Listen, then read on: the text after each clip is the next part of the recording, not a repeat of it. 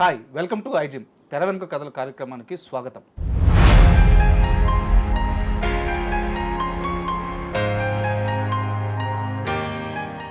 విశ్వవిఖ్యాత నట సార్వభౌమ డాక్టర్ పద్మశ్రీ నందమూరి తారక రామారావు. ఈ పేరుకి, ఆ మనిషికి తెలుగువారు, తెలుగు జాతి, తెలుగుతనం ఎప్పటికీ రుణపడిపోయి ఉంటుంది. ఆయన మన తెలుగువారు అవ్వడం మన అదృష్టం. మన తెలుగు సినిమా జీవంగా వారి గురించి కొన్ని మంచి మాటలు మాట్లాడుకోవడానికి వారితో కలిసి పనిచేసిన senior co director Kanagala Jayakumar గారు ఈరోజు మనతో పాటు స్టూడియోలో ఉన్నారు. వారిని అడిగి నందమూరి తారక రామారావు గారి గురించి కొన్ని మంచి విషయాలు తెలుసుకుందాం. హాయ్ సార్, నమస్తే. నమస్తే సార్, మీరు సార్ విశ్వవిఖ్యాత నట సార్వభౌమ పద్మశ్రీ అన్నారే సార్, పద్మశ్రీ కాదు, ఆయనకి భారతరత్న రావాలి. ఎత్తుకోవడం అద్భుతం. డెఫినెట్గా ఫ్యూచర్లో ఎప్పటికైనా ఆయనకి భారతరత్న రావాలి, వస్తుందని కూడా ఘంటాపదంగా చెప్పుకోవచ్చు మనం. అన్ని విధాల అర్హుడు సార్. డెఫినెట్గానండి. ఎన్టీ రామారావు గారు లాంటి ఒక వ్యక్తి ఏ యుగానికో ఒక్కడ పుడతాడండి. యుగ పురుషుడు. డెఫినెట్గా యుగపురుషుడు అనే సినిమా కూడా టైటిల్తో సినిమా కూడా తీశారు కదా సార్. ఆయనతో.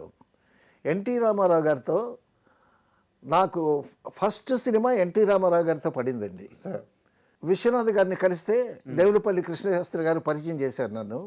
పరిచయం చేస్తే అకౌంటెంట్స్, సెట్ అకౌంటెంట్స్ కావాలంటే రేపటి నుంచే వచ్చే అన్నారు.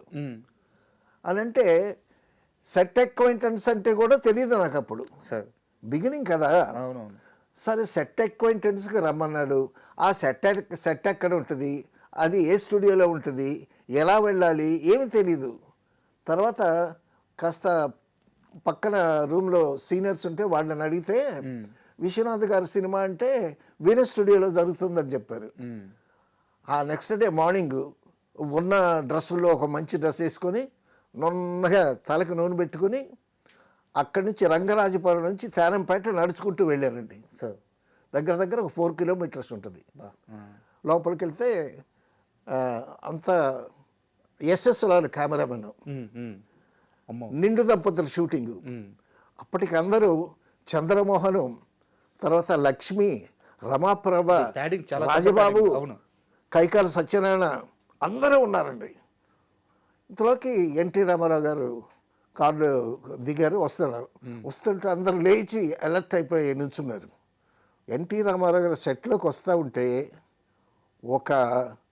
ఏదో ఒక దైవాంశ సంభూతిలో వస్తున్న ఒక ఫీలింగ్. నేను ఫస్ట్ టైం ఆయన చూడటం, రాముడిగా కృష్ణుడిగా చూశాం కదా. చక్కగా తెల్ల పంచ, తెల్ల లాల్చి వేసుకొని ధవళకాంతుల్లో దగదగ మెరిసిపోతున్నాడు ఆయన. ఆయన మెరిసిపోయాడో లేదో అది పక్కన పెట్టండి, నేను మెరిసిపోతున్నాను ఆయన్ని చూస్తూ అనుభూతి చెందడం. అనుభూతి. సరే, కూర్చున్నానండి. కూర్చున్న తర్వాత సావిత్రి, రామారావు గారు వాళ్ళిద్దరికీ ఒక షాట్ అరేంజ్ చేశారు. ఒక చెట్టు, ఆ చెట్టు ముందు ఒక చిన్న దిమ్మె, ఆ దిమ్మె మీద ఇద్దరే కూర్చోవడానికి స్పేస్ ఉంది. విశ్వనాథ్ గారు షాట్ చెప్పారు, ఎస్ఎస్ఆర్ గారు షాట్ అరేంజ్ చేశారు. దిమ్మెలో లెఫ్ట్ సైడ్నేమో సావిత్రి గారు కూర్చుంటారు, ఈ పక్క స్పేస్లో రైట్ సైడ్ ఉన్న స్పేస్లో ఎన్టీ రామారావు గారు కూర్చుంటారు. కూర్చున్న తర్వాత వాళ్ళిద్దరు సంభాషణ, ఏదో డైలాగ్ ఉంది, అది షాట్. సరే, రిహార్సల్ చేశారండి. రిహార్సల్ చేసి టేక్ అని అన్నాడు విశ్వనాథ్ గారు. బ్రదర్ టేక్ చేద్దామంటే ఓకే బ్రదర్ టేక్ చేద్దామన్నారు రామారావు గారు. అంటూ బ్రదర్ టేక్లో మసాలా వేస్తామండి అన్నారు రామారావు గారు. ఓకే బ్రదర్ అన్నాడు విశ్వనాథ్ గారు. ఆయన వచ్చి కూర్చోవటానికి ముందు ఇలాగాని సావిత్రిని ఇట్ట అన్నాడు. అనేసరికి ఆ దెమ్మ మీద నుంచి సావిత్రి గారు కింద పడిపోయింది. ఎస్ఎస్ఆర్ గారు కెమెరామెన్ సావిత్రి ఏది అని అంటున్నాడు కెమెరాలో నుంచి చూసి. అంటే అనుకోకుండా జరిగినటువంటి మసాలా వేయటం అంటే ఆయన ఏదో గమ్మత్తు చేస్తాడని అనమాట. సరే, మళ్ళీ కూర్చోబెట్టి ఆ మసాలా కాస్త రేంజ్ తగ్గించి మళ్ళా రామారావు గారు వచ్చి ఆవిడ పక్కన కూర్చొని డైలాగులు చెప్పారు. అదొక షాట్ అయిపోయింది. ఇది మీ ఫస్ట్ ఎక్స్పీరియన్స్? అది నా ఫస్ట్ ఎక్స్పీరియన్స్ సార్.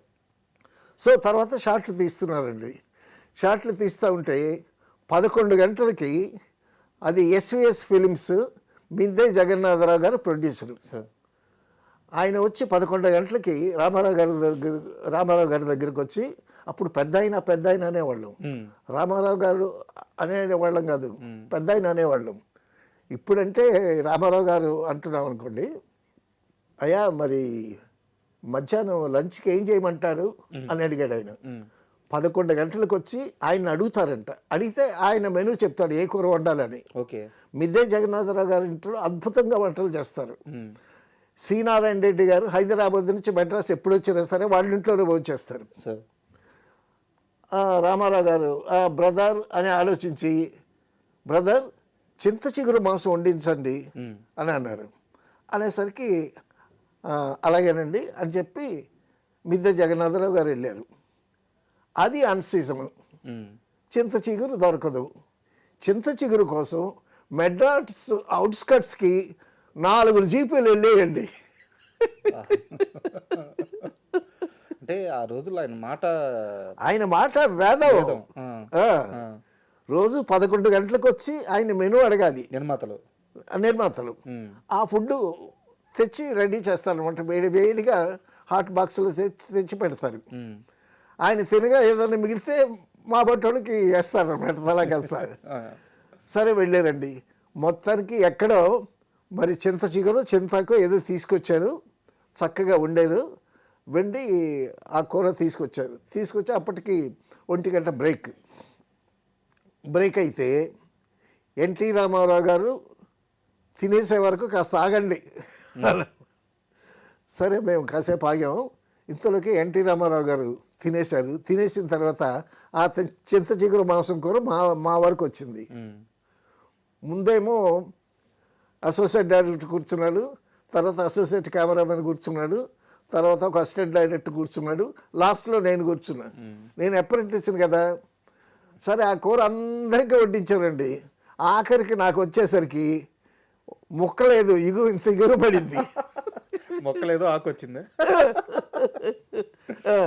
అనంటే, ఓహో నేను అప్రెంటిస్ కాబట్టి నాకు మొక్కబడలేదు, అసిస్టెంట్ డైరెక్టర్ తర్వాత మొక్కబడుద్ది అని అనుకుని ఆ రోజు ఆ విధంగా షూటింగ్ అయిపోయింది. ఆ రోజంతా సావిత్రిని చూడటం, రామారావు గారిని చూడటం, తర్వాత లక్ష్మి, చంద్రమోహన్, కైకాల సత్యనారాయణ వీళ్ళంతా. తర్వాత అండి నెక్స్ట్ డే షూటింగ్కి వెళితే, నెక్స్ట్ డే షూటింగ్లో చాలా పెద్ద షాట్ అరేంజ్ చేశాడు ఆయన. పెద్ద షాట్ అరేంజ్ చేసేసరికి ఆర్టిస్టులు అందరూ ఉన్నారు. ఎందుకంటే ఆర్టిస్టులు అందరూ ఉండేటప్పుడు అందరు కాంబినేషన్లో షాట్ తీస్తారు కదా జనరల్గా. అందులో ఏంటి, సత్యనారాయణకి రామారావు గారికి ఒక మాట మీద ఒక భేదం వస్తుంది. వచ్చేటప్పుడు సత్యనారాయణ గారేమో రామారావు గారిని ఇట్లా ఏదో అంటాడు. ఆ అనటంలో కొంచెం హార్ష్గా తగిలిందేమో, ఇదంతా షార్ట్ జరుగుతుంది, హార్ష్గా తగిలిందేమో. రామారావు గారు కథలో కూడా ఇన్ని కొట్టాలి, ఇక రామారావు గారు కొట్టడం స్టార్ట్ చేశారండి. దబా దబా దబా బాతున్నాడు సత్యనారాయణ గారిని. నిజంగానే రామారావు గారు దబా దబా దబా బాతున్నాడు. సరే అంతా పెల్మెల్ అయిపోతుంది. సో కొంతమంది ఏమో యాక్షన్ అనుకుంటున్నారు, కానీ అక్కడ చూస్తే పరిస్థితి నిజంగానే ఉంది.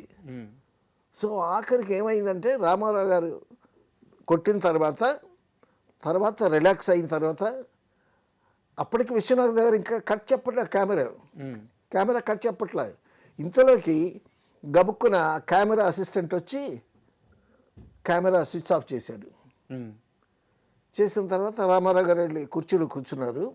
సత్యనారాయణ ఏమో ఫ్లోర్ బయటకు వచ్చి ఒక చైర్లో కూర్చుని, ఆయన విగ్గంతా చెరిగిపోయి ఒగురుస్తూ ఉన్నాడు. సో అందులో మరి ఈ కైకాల సత్యనారాయణ గారు రామారావు గారిని ఇట్లా టచ్ పోయి ఎక్కువ అన్నాడు, లేకపోతే ఆ డైలాగు చెప్పటంలో ఏదైనా హార్ష్గా చెప్పాడు ఏమో. నేను సెకండ్ టైం కదా అది చూడటం. సో కైకాల సత్యనారాయణ గారు అయితే విగ్గంతా చెగిరిపోయి ఒగురుస్తున్నాడు. సో మొత్తానికి ఒక ½ an hour షూటింగ్ లేదు, పిన్ డ్రాప్ సైలెన్స్ అనమాట వీణ స్టూడియోలో. ½ an hour అయిన తర్వాత మళ్ళా ఆ గోపాలకృష్ణ అనేటటువంటి అసోసియేట్ని పిలిచి విశ్వనాథ్ గారు నెక్స్ట్ షాట్కి రెడీ చేద్దామని అంటే అప్పుడు షూటింగ్ స్టార్ట్ అయింది. తర్వాత అంటే సత్యనారాయణ గారు అడగడం కానీ వీరు ఎన్టీఆర్ గారు చెప్పడం కానీ ఏం జరగలేదు, ఏమీ లేదండి. అది అక్కడితో ఆగిపోయిందాక. ఎవ్రీథింగ్ ఎవ్రీబడి యాక్సెప్టెడ్ ఇట్, అంతే.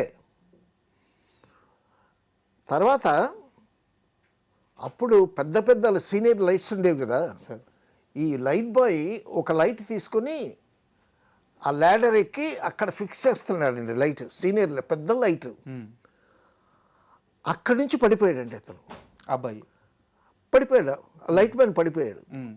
పడిపోయేసరికి లైట్స్ ఆఫ్ అని అన్నారు, లైట్స్ ఆగిపోయాయి, కరెంటు కూడా ఆఫ్ చేశారు. ఆఫ్ చేసిన తర్వాత గబుక్కున కొంతమంది అతని దగ్గరికి వచ్చారు. రామారావు గారు, మిద్దె రామారావు గారిని పిలిచి, ప్రొడ్యూసర్ని పిలిచి అతన్ని లేపి పెద్ద దెబ్బలు తగల సార్. నేను చాలా ఇదిగా ఫీల్ అయ్యాను, నేను ఏమి దెబ్బలు తగిలేయండి, అవి జనరల్గా జరుగుతూ ఉంటాయంట. కొత్త కాబట్టి నాకు ఇది అనిపించింది. తర్వాత ఆ లైట్ బాయ్ని తీసుకెళ్ళి హాస్పిటల్కి తీసుకెళ్ళి ఏదో చిన్న చిన్న దెబ్బలు తగిలితే ఏదో ఇంజక్షన్ ఏదో మందులు ఏదో ఇచ్చి ప్యాచప్ చేశారండి. అది రామారావు గారితో ఫస్ట్ ఎక్స్పీరియన్స్. సత్యనారాయణని రామారావు గారు కొట్టడం చూసి నాకు భయం వేసింది. సత్యనారాయణనే కొడితే జయకుమార్ అలాగా ఫస్ట్ టైం రామారావు గారిని చూడటం, ఆ సినిమా చేయటం ఆ విధంగా జరిగిందండి. తర్వాత నేను విశ్వనాథ్ గారితో శోభన్ బాబు సినిమాలు వరుసగా పనిచేయడం జరిగింది. చెల్లెలి కాపురం కానీ, కాలం మారింది కానీ, తర్వాత మధ్యలో కృష్ణ గారి సినిమా నేరవ శిక్ష, అలా చేసుకుంటూ వచ్చా. మళ్ళీ ఎప్పుడైనా రామారావు గారి సినిమా ఒకటి చేద్దామనేటటువంటి ఉద్దేశం ఉండేది. అయితే చిన్ననాటి స్నేహితులు సినిమా జరుగుతూ ఉంటే అప్పటికి కాస్త ఎక్స్పీరియన్స్ వచ్చింది కదా మనకి. అప్పుడు చిన్ననాటి స్నేహితులు జరుగుతూ ఉంటే నేను ఆ సినిమాకి పనిచేయకపోయినా షూటింగ్కి వెళ్తూ ఉండేవాడిని. విశ్వనాథ్ గారే కదా కాబట్టి వెళ్తూ ఉండేవాడిని. వెళ్ళేసరికి ఏవిఎం స్టూడియోలోనండి అందరూ కూర్చున్నారు. రామారావు గారు వచ్చారు. రామారావు గారు వస్తే ఆయనకు ఒక చైరు, దాని మీద పెద్ద Turkey towel, white Turkey towel వేశారు. వేసిన తర్వాత టిఫిన్ అన్నీ అయిపోయిన తర్వాత 11 o'clockకి మళ్ళీ ఫ్లోర్ బయటకు వచ్చారు ఆయన. అప్పుడు ఫ్లోర్ చక్కగా కుర్చీలు వేసుకొని చెట్టు కింద ఫ్లోర్ బయట కూర్చోటమే, ఈ క్యారవాన్లో ఏమేమి లేవు అప్పుడు. సో రామారావు గారు కూర్చుంటే ఆయన ముందు ఒక టీపాయ్ పెట్టారు. టీపాయ్ పెట్టిన తర్వాత వరుసగా అటు 3-4 చైర్లు, ఇటు 3 సార్లు రాజుగారి దర్బార్లాగా ఉందన్నమాట.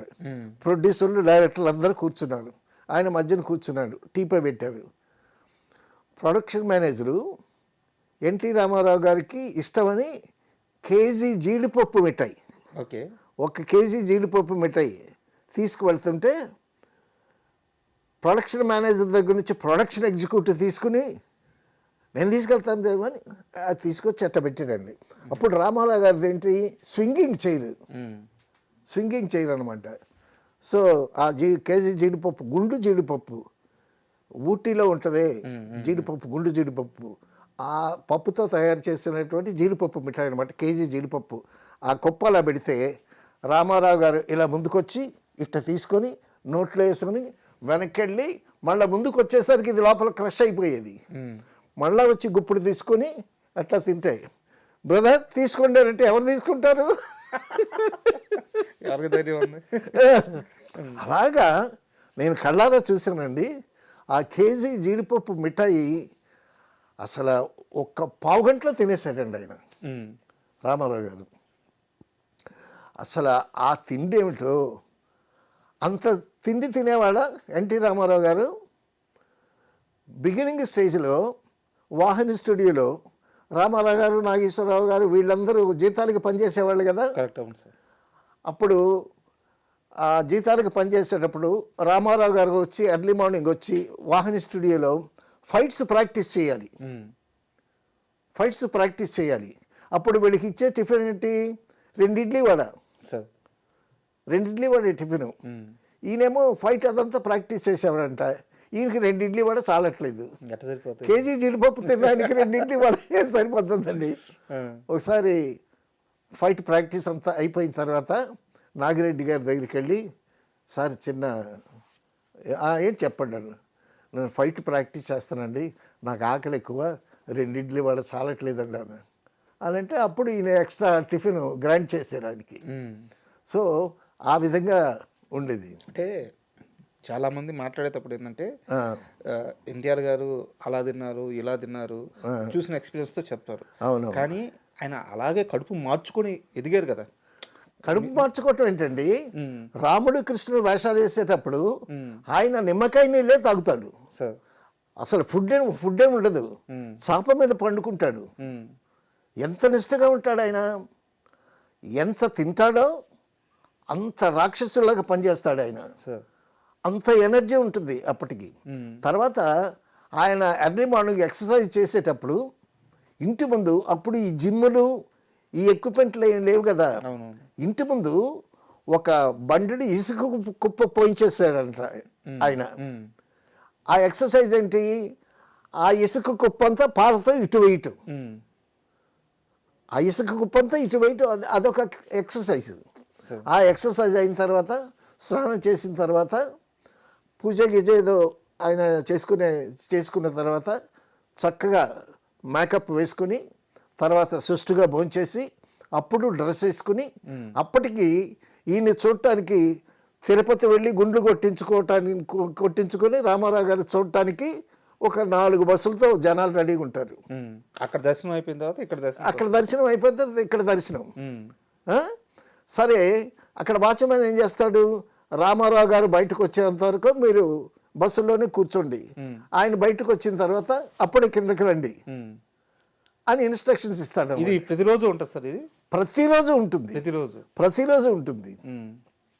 సరే, అప్పటికే మేకప్ వేసుకొని డ్రెస్ వేసుకొని రామారావు గారు వస్తూ ఉంటే అప్పుడు వీళ్ళంతా బస్సుల్లో దిగి అలాగే తేరిపారి చూస్తూ ఉంటారు. ఆయన తేరిపారి చూస్తూ ఉంటే అప్పుడు ఆయన అడుగుతాడనమాట, మీ దేవురు ఎక్కడి నుంచి వచ్చారు? మాది శ్రీకాకుళం అండి.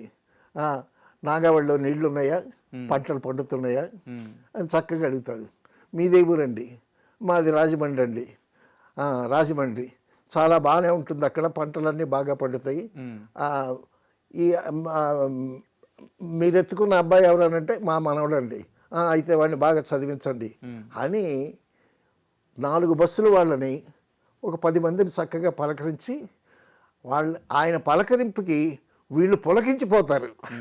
అంతే కదా, ఎన్టీఆర్ అంత ఒక రాముడిని చూసినట్టు, ఒక కృష్ణుడిని చూసినట్టు, ఒక అవతార పురుషుణ్ణి చూసినట్టు చాలా ఆనందంగా చాలా నిండు మనసుతో పడతారనమాట. తర్వాత అండి జనాలకి, ప్రేక్షకులకి ఎంత ప్రేమో ఎంత ఇష్టమో. ఒకసారి రాముడు భీముడు షూటింగు నాగార్జున సాగర్లో జరుగుతుంది. నాగార్జున సాగరు కన్స్ట్రక్షన్ ఇంకా జరుగుతూ ఉంది. అక్కడ షూట్ చేస్తే ఆ బ్యాక్గ్రౌండ్ అంతా బాగుంటుందని రాముడు భీముడు షూటింగ్ నాయుడు గారు అక్కడ పెట్టారు.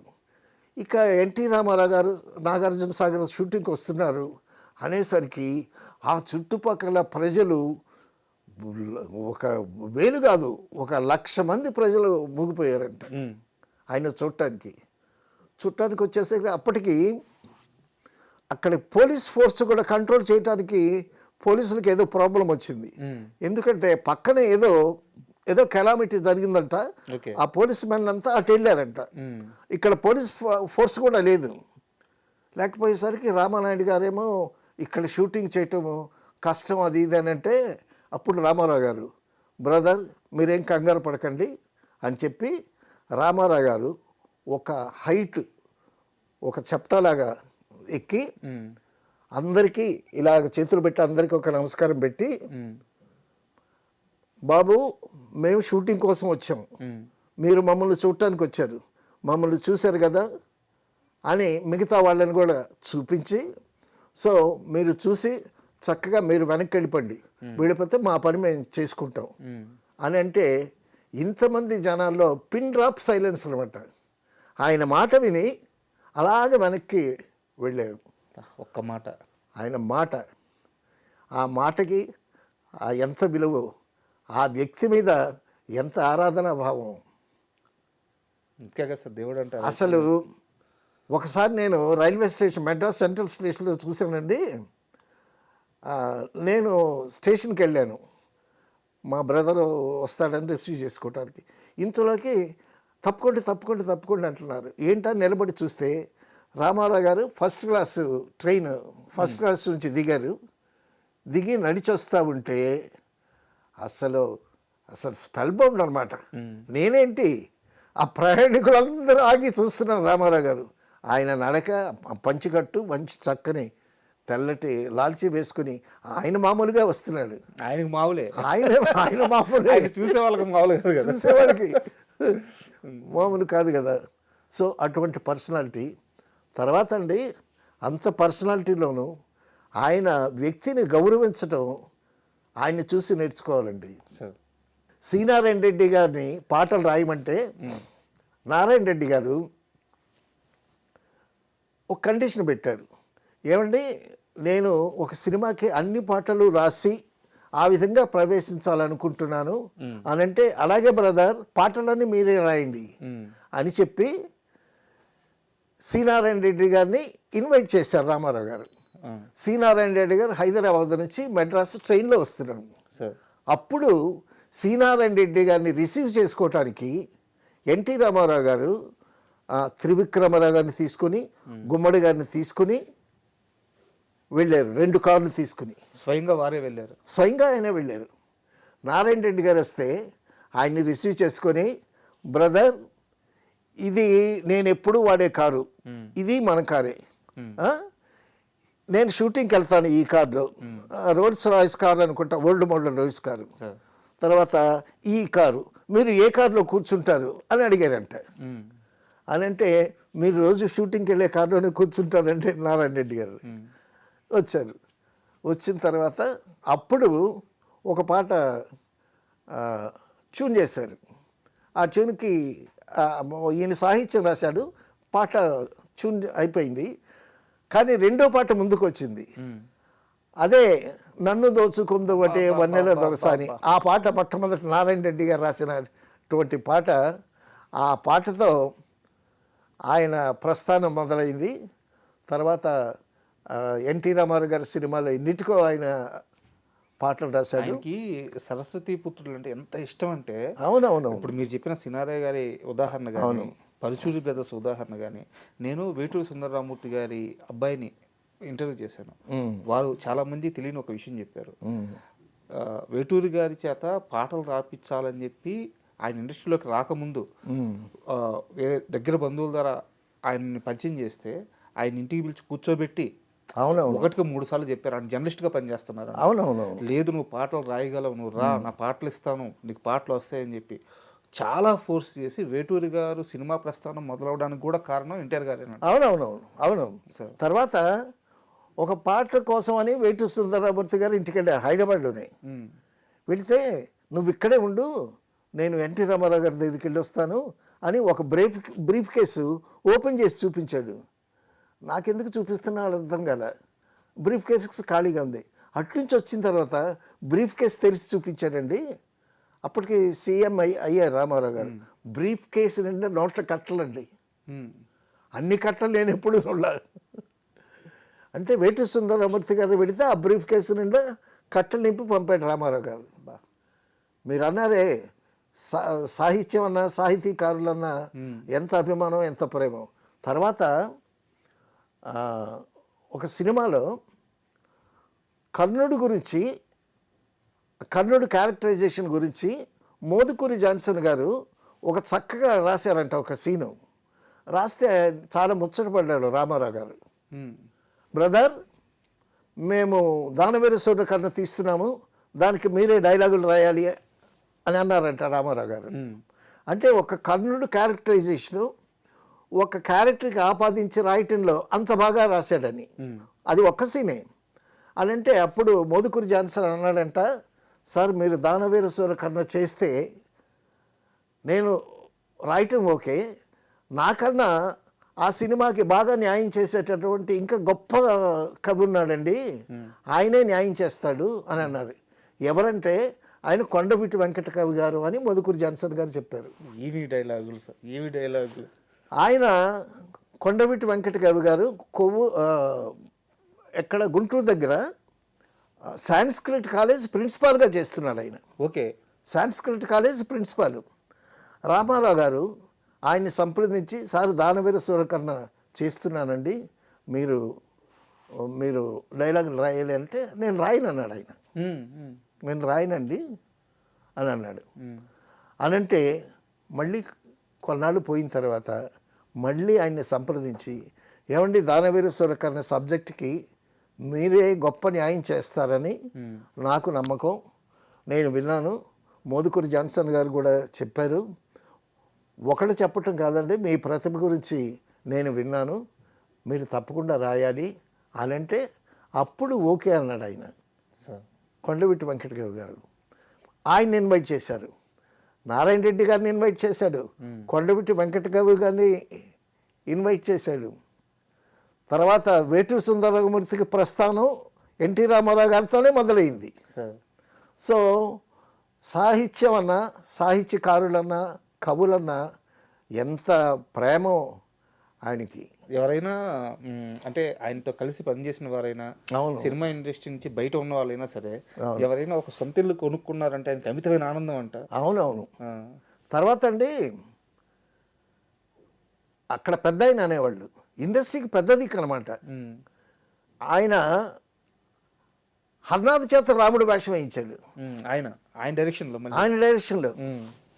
రాముడు వేషం వేశాడు, చాలా బాగున్నాడు అని అనుకున్నారు. అనుకున్న తర్వాత ఆయనకి సినిమాలు వచ్చాయి, ఆయనకి మార్కెట్ వచ్చింది, బ్రహ్మాండంగా వెలుగుతున్నాడు, బాగా మందు తాగుతున్నాడు అని అర్థమైంది. హర్నాథ్ పిలిచాడు, బ్రదర్ మీకు చాలా మంచి భవిష్యత్తు ఉంది, మీరు మద్యానికి బానిసలు అవుతున్నారని విన్నాను, మీ కెరీరు పాడవుతుంది, జాగ్రత్త అండి అని అన్నాడు. ఆయన అన్న తర్వాత 4 రోజులు మానేశాడు, మళ్ళీ 5 రోజుల నుంచి మొదలుపెట్టాడు. అప్పటికి వీరాభం అనే సినిమాలో హర్నాథ్ హీరో అనుకున్నారు. హర్నాథ్ని బుక్ చేశారు. ముందు బుక్ చేసేసరికి ఈయన ఇట్లా తిరుగుతున్నాడని తెలిసి అప్పుడు రామారావు గారు కాదండి శోభన్ బాబుని పెట్టండి అని శోభన్ బాబు గారిని రికమెండ్ చేయటం జరిగింది. అంటే హర్నాథ్ అంటే వారి వ్యక్తిగత జీవితం, దానికి మనం ఏం చేయలేం కానీ ఆయన అవకాశం ఇచ్చి ఆయన స్టార్డమ్ తీసుకొచ్చిన మనిషి కూడా అవునవును చెడిపోతున్నాడు అంటే పిలిచి మాట్లాడడం, డెఫినెట్గా మనిషి యోగక్షేమాలు అబ్జర్వ్ చేయడం. అవునవును అంత పెద్ద స్టార్గా ఉంది. అవును. తర్వాత అండి ఏదన్నా ప్రొఫెషన్కి ఒక డిసిప్లిన్ ఉండాలండి. తర్వాత నేను చూశానండి మెడ్రాస్లో ఫ్లోర్లోకి ఎంటర్ అయ్యేటప్పుడు ఆర్టిస్టులు ఆ ఫ్లోర్ని ఇలా అనుకుని ఎంటర్ అయ్యేవాళ్ళు. అది అంతా ఆ డిసిప్లిన్ అంతా రామారావు గారు, నాగేశ్వరరావు గారి నుంచి వచ్చింది. ఆయన ఎంత పెద్ద స్టార్ అయినా రామారావు గారు తర్వాత డైరెక్టర్కి ఎంత రెస్పెక్ట్ ఇస్తాడో ఆయన, అలాగే తోటి నటినట్లకి ఎంత రెస్పెక్ట్ ఇస్తాడు, భానుమతి గారిని ఎంత రెస్పెక్ట్ ఇస్తాడు ఆయన. తాతమ్మకర్ సినిమాకి భానుమతి గారు వస్తే ఆవిడ షాట్లను ముందు తీసేసి ఆవిడని పంపించేటప్పుడు కారు వరకు వెళ్ళి ఆవిడకి టాటా చెప్పి ఆవిడ వెళ్ళిన తర్వాత లోపలికి వచ్చేవాడు ఆయన. తర్వాత మంగమ్మ గారి మనవడైన బాలకృష్ణ గారు పనిచేసింది. అవును, మంగమ్మ గారు, భానుమతి గారు ఉన్నారు అందరూ. అప్పుడు ఈ విషయం తెలిసి భానుమతి గారు చాలా గొప్ప నటీమణండి, ఆవిడ బహుముఖ ప్రజ్ఞావంతురాలు, ఆవిడతో మీరు చాలా మర్యాదగా గౌరవంగా ఉండాలి, ఆవిడ వెళ్ళిపోయేంత వరకు ఆవిడని కారు దగ్గర సాగనంపి ఆవిడకి బాయ్ చెప్పాలి మీరు, అదేదైనా బాలకృష్ణ గారికి చెప్పారు, జాగ్రత్తలు చెప్పాడు. అయితే సార్ ఇది నిజమో అబద్ధమో నాకు తెలియదు, నేను ఒక దగ్గర విన్నాను, మీలాంటి పెద్దలు క్లారిటీ ఇస్తే ఇది కాస్త నిజమేదో తెలుస్తుంది. ఇదే మంగమ్మ గారి మనవడు సినిమాకి భానుమతి గారు ఉంటారు. సో బాలకృష్ణ ఆమె మనవడుగా చేస్తే ఆమె ముందు ఎవరు అంటే ఎన్టీఆర్ గారు చెప్పేది ఏముంది, అంటే భానుమతి గారి గురించి కొత్తగా చెప్పేది ఏముంది, ఎన్టీఆర్ గారు చెప్పినా ఇంకో ఆర్టిస్ట్ చెప్పినా ఆమె ముందు ఏ యాక్టర్ కానీ ఎవరు కానీ ఆమె ఆరా ముందు నిలబడలేరు. అవును. ఎన్టీఆర్ ఏఎన్ఆర్ లాంటి వాళ్ళ వారికి సాధ్యం అవుద్దాం, రంగారావు గారు అలాంటి వాళ్ళు సాధ్యం అవుద్దాం. బాలకృష్ణ గారిని ఆ సినిమా చేయొద్దు, భానుమతి గారి ముందు ఎవరు ఆనము, నీ కెరీర్కి ఉపయోగపడదని ఎన్టీఆర్ గారు ముందు హెచ్చరించారని నేను విన్నాను. నిజమా అబద్ధమా? అది నిజమో అబద్ధమో నాకు తెలియదు, కానీ నేను విన్నది మాత్రం ఇది. ఓకే. ఎందుకంటే భానుమతి గారు ఆవిడ ప్రభంజనం, ఆవిడ ప్రభావం, ఆవిడ ప్రతిభ అందరికీ తెలిసింది. ఆవిడ విషయంలో చాలా జాగ్రత్తగా ఉంటారు. పెద్ద హీరోలు కూడా జాగ్రత్తగా ఉంటారు. సో ఆ జాగ్రత్తతో తర్వాత భానుమతి గారు అంటే ఎందుకు అంత జాగ్రత్తగా ఉంటారంటే, ఇక్కడ ఒక విషయం చెప్పాలి మీకు.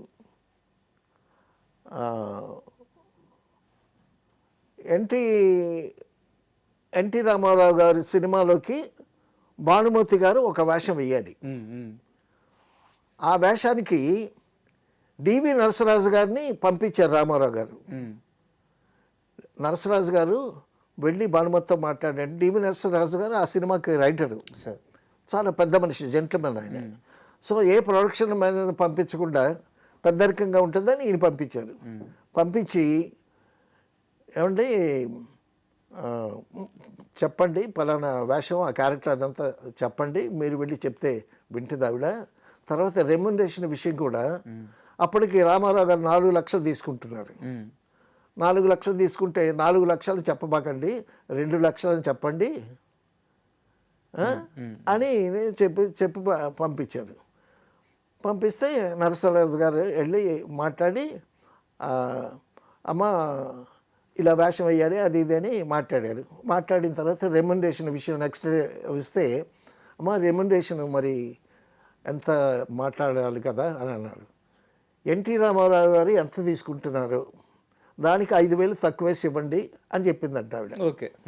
ఆమె రేంజ్కి తగ్గట్టు మరి హీరో కాబట్టి ఒక 5,000 కన్సెషన్ ఇచ్చింది ఆవిడ.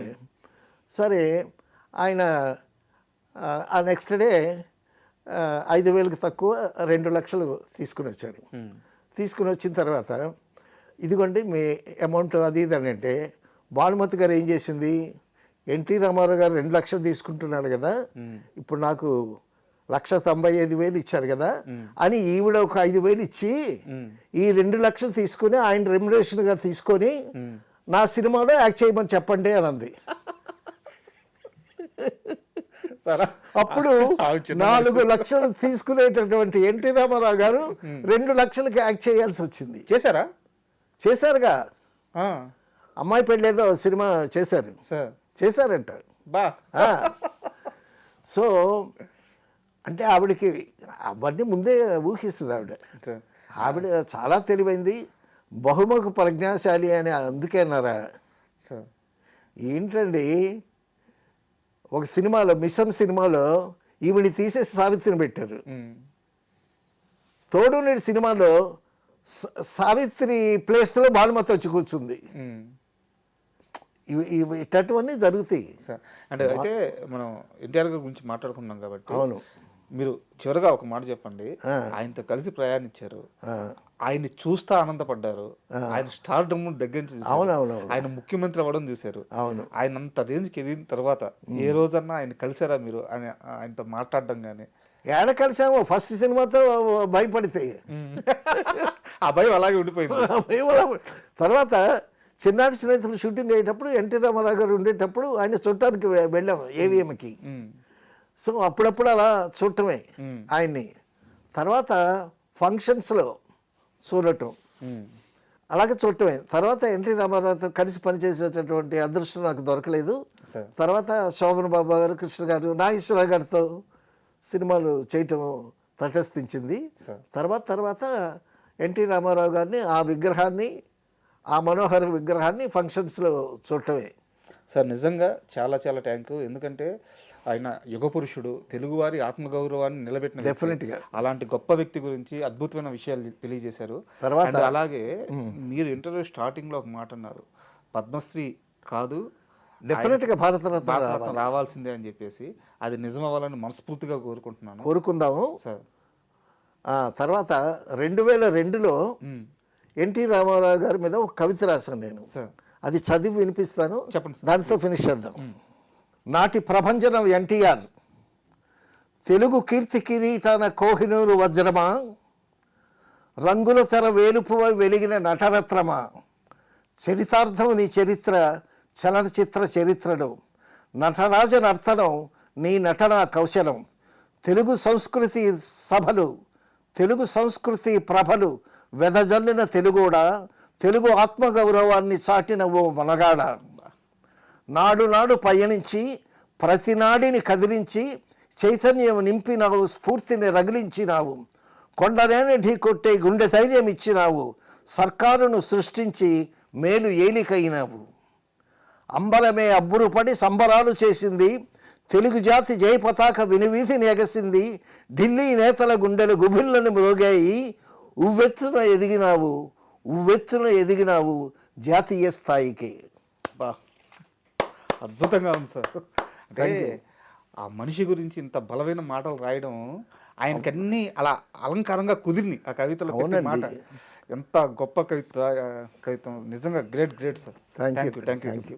And for more videos, Please subscribe to iDream channel. Subscribe to iDream Media. Please subscribe to iDream. Please subscribe to iDream. Please subscribe iDream. And please subscribe to iDream. For more videos, subscribe to iDream. please like, share, and subscribe to the channel. Congratulations, iDream. Subscribe to iDream. Subscribe to iDream. So subscribe to iDream Media. iDream ki iDream team andarki huge congratulations. Please subscribe iDream Media. Please subscribe to iDream. Subscribe iDream. Please subscribe to iDream. iDream అంటే నా కళల channel subscribe చేసుకున్న నోరు తిరుగుతలేదు, మీరైతే గంట గుర్తు కొట్టండి. For more such videos, please subscribe to iDream. Subscribe to iDream. Please subscribe to iDream. Please subscribe iDream Media. Please do subscribe to iDream. Please subscribe to iDream Media. For best entertainment and information, please subscribe iDream. And don't forget to subscribe to iDream.